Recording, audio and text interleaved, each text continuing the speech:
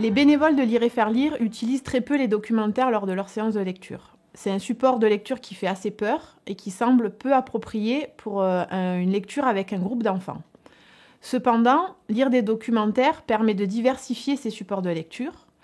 On peut picorer au sein du livre des extraits pour les placer en début ou en fin de séance. Cela permet également de faire des prolongements, par exemple avec un récit fictionnel. À travers le documentaire, le bénévole peut transmettre sa passion ou un sujet qui l'intéresse particulièrement. Le documentaire peut également être une bonne porte d'entrée de lecture pour les enfants qui sont un peu moins proches des autres types de textes.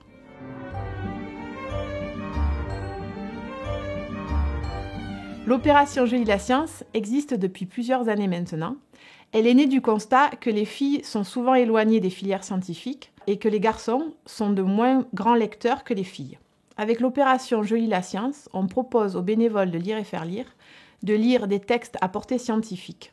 Un sac contenant 4 livres, une biographie, un documentaire, un album documentaire et une science-fiction, tous avec une portée scientifique, sont proposés chaque année aux bénévoles. L'opération Je lis la science permet de raccrocher les filles au sujet scientifique et les garçons à la lecture.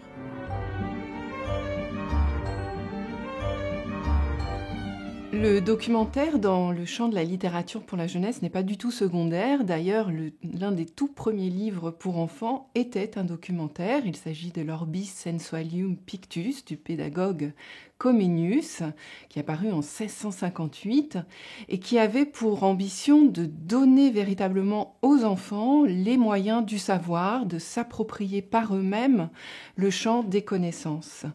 Donc c'est pour vous une orientation extrêmement intéressante à utiliser en dehors de l'école, puisque c'est l'idée de confronter les enfants à la culture de la connaissance.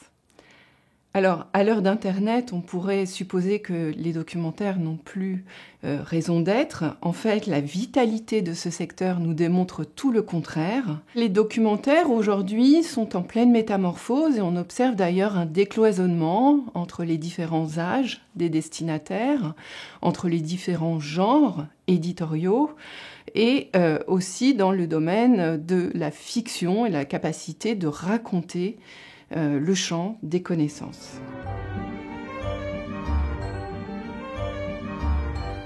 On peut, pour ce faire, avoir quelques repères dans le champ éditorial, par exemple en termes de collection.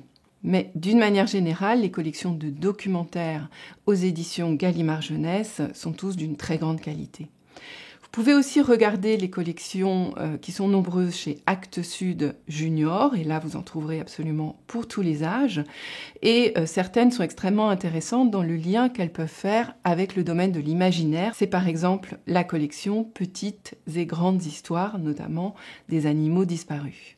Chez Nathan aussi, vous trouverez d'excellents documentaires. De même, La Martinière Jeunesse est vraiment spécialisée dans les beaux livres documentaires. Alors, les documentaires, c'est aussi le domaine de la philosophie. Si vous en avez envie, vous pouvez aborder ces questionnements avec les enfants.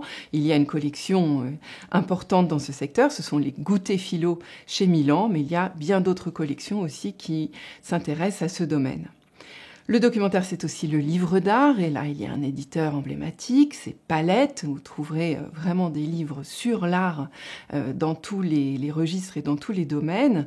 Et puis aussi l'éditeur anglo-saxon Phaidon, qui a par exemple fait récemment un très beau documentaire sur la question des rides, ce qui peut être un très bon support aussi dans la logique d'une lecture intergénérationnelle. On peut aussi se doter de repères avec des auteurs. Alors pour les plus jeunes, Yéla Marie est un incontournable, elle qui a fait ses livres sans texte qui s'intitulent La pomme et le papillon ou L'arbre, le Loir et les oiseaux, qui permet d'avoir une approche des sciences naturelles déjà avec les tout petits. Mais il y a aussi Tana Oban, cette photographe, artiste qui propose des livres qui vont interroger la question du regard, du quotidien à travers la photographie. Mais aussi, à l'âge maternel, Yushi Kazano, cet auteur-illustrateur japonais qui raconte des histoires, mais qui en fait s'intéresse toujours à des bateaux, des camions, des scènes de la vie quotidienne. Un peu plus grand, on peut s'intéresser à la collection d'ouvrages documentaires fictifs de Tatsu Nagata, qui est en fait le pseudonyme de Thierry Dedieu, qui propose aussi chez Saltimbanque une collection, Les enquêtes de la fourmi 7707, qui toutes abordent la question des sciences naturelles. Pour les un peu plus grands, Didier Corny, chez Helium, s'intéresse à un thème assez peu abordé dans les documentaires, qui est celui de l'architecture. Donc il fait des documentaires sur les ponts, sur les maisons, mais aussi sur la ville dans son ensemble. On peut aussi choisir, pour les plus grands, par exemple, des biographies de personnages célèbres. Il existe une collection tout à fait pertinente, C'était qui, chez Talandier. Alors avec le tout petit, par exemple en crèche, la production abonde en documentaires sans qu'on s'en rende compte, puisque finalement tous les imagiers, tous les albums sur les notions, les couleurs, les formes, les contraires sont des documentaires.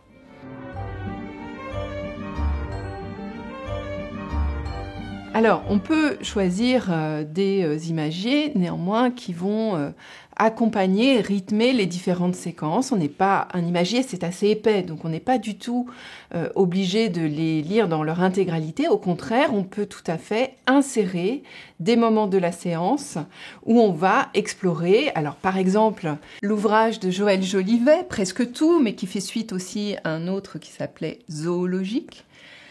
Vous pouvez choisir une seule double page, vous voyez à quel point le format est vaste, et poser tout simplement des questions aux enfants en fonction de leur âge, s'ils reconnaissent des instruments, mais aussi leur poser des questions qui leur permettent de faire des parcours ludiques dans cette vaste double page regorgeant de représentations. Et ça, on peut vraiment la placer, cet ouvrage-là, on peut l'utiliser quasiment à tous les âges, puisqu'il y a des mentions documentaires assez fines, donc on peut aller très loin dans l'appropriation du vocabulaire. L'une et l'autre, d'Anne Crozat, permet tout simplement de raconter une histoire. Le texte ne fait que raconter l'histoire de deux sœurs, mais qui, à l'image, sont deux serpents, deux couleuvres, une couleuvre à collier, une couleuvre vipérine. Et finalement, la dimension documentaire ne se donne que par les images. Et c'est intéressant pour le jeune public. Donc vous allez simplement raconter leur histoire, mais les enfants vont percevoir tout un tas d'informations sur leur milieu, la manière dont elles se comportent. Certains albums nous permettent aussi de raconter une histoire et de s'arrêter sur des éléments documentaires. Alors, il y a un album qui a un peu fait date à cet égard, c'est La mémoire de l'éléphant de Sophie Stradier et Jean-François Martin chez Helium, puisqu'on a, page de gauche, l'histoire de Marcel et page de droite, une planche, un peu comme des miscellanées ou une planche encyclopédique qui, elle, décrit et détaille tous les vêtements de la penderie de Marcel. Donc vous voyez, à ce moment-là, on s'arrête dans l'histoire et on se penche sur les informations documentaires et on pourra observer que cette planche documentaire n'est pas dénuée de jeu et de fiction puisqu'on s'apercevra que la plupart des vêtements concernés ont des noms d'animaux. Il y a aussi un grand classique, 7 milliards de visages, de Peter Spear à l'École des loisirs, qui a été moult fois réédité, puisque la première édition concernait 4 milliards de visages. C'est un classique, c'est un album remarquable qui fait l'éloge de la diversité de l'humanité, non seulement dans les différences physiques objectives, mais aussi dans toute la diversité culturelle des hommes et de l'humanité. Alors, pour les un peu plus grands, peut-être pour l'âge primaire encore, il y a aussi une catégorie de documentaires aujourd'hui très intéressante et qui permet d'accrocher vraiment l'attention des enfants. Ce sont en fait des livres d'art documentaires. Il y a par exemple ce très très bel ouvrage de Julie Guilhem aux éditions Actes Sud, L'Atlas des nuages, qui est sur un thème tout à fait singulier et en même temps qui intéresse les enfants, car quel enfant n'a jamais regardé les nuages? Et donc on a une approche scientifique très rigoureuse, une typologie des nuages et qui va ensuite proposer de très belles doubles pages, des vues de peintres, des vues d'artistes de nuages avec systématiquement les noms de ces nuages qui émergent vraiment du ciel et qui sont quasiment un instant un peu poétique de lecture. Dans cette logique du beau livre documentaire, on a une très belle collection aux éditions Les Grandes Personnes, qui a commencé avec Égyptomania et qui s'est poursuivie avec Grécomania, bien entendu. Et ce sont vraiment de très beaux livres de grand format. Chaque double page traite une séquence particulière, mais vous voyez, avec l'aide de nombreux rabats qui permettent de montrer des images ou de proposer des lectures de textes supplémentaires. Donc vous voyez que uniquement avec une double page, vous pouvez vraiment installer une séance de lecture très fructueuse puisque interactive avec les jeunes lecteurs. On peut tout à fait choisir une double page ou l'autre, des séquences dans le livre, et c'est vraiment ce qui est intéressant avec le documentaire, c'est que vous n'êtes absolument pas obligé de le lire de la première à la dernière page. Vous pouvez vraiment, en fonction des séances, choisir quelques séquences que vous abordez avec les enfants dans une logique d'échange et de discussion. Avec des tout petits, le temps d'attention est très limité. Quand je parle de tout petits, je parle d'enfants qui ont entre 10 mois et 18 mois. Donc là, j'alterne différents types d'imagiers, différents types de documentaires. Je commence bien souvent par un livre avec un petit personnage qui sort du livre et qui bouge. Récemment, j'ai fait bouger comme ça un petit âne. Un petit âne qui vivait. Et on tourne les pages et on voit le petit âne qui bouge, qui s'éveille, qui hennit, et puis qui va galoper. J'imite le bruit du galop en suivant le texte, les onomatopées, et ensuite ce petit âne va se coucher. Ça, c'est pour les tout-petits. À la suite de ça, je peux lire un deuxième documentaire où, au lieu de me baser sur le mouvement d'un âne et les bruits, je vais amener les enfants à toucher. Ensuite, je vais être obligée de m'arrêter parce qu'au bout de 2 minutes, ils en ont assez. Donc, j'aurai un petit moulin à musique entre deux pour laisser l'attention se disperser. Ensuite, je pourrai essayer de lire une petite poésie qui se rapportera et ce sera tout. Je ne pourrai pas aller plus loin. Si je vais déjà en petite section de maternelle, les choses seront différentes.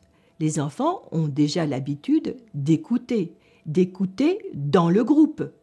Donc, on va regarder, on va aussi toucher, on va lire, et je pourrais à la fois lire un livre de documentaire et une petite fiction qui s'y rattache sur le même thème.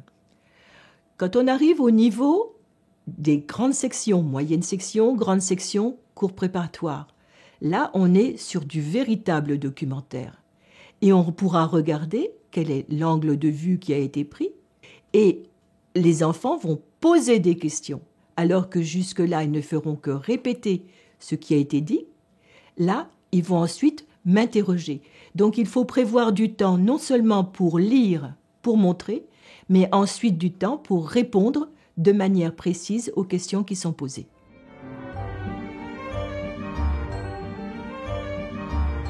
Lire et faire lire met à disposition des bénévoles des ressources pour pouvoir choisir ces documentaires.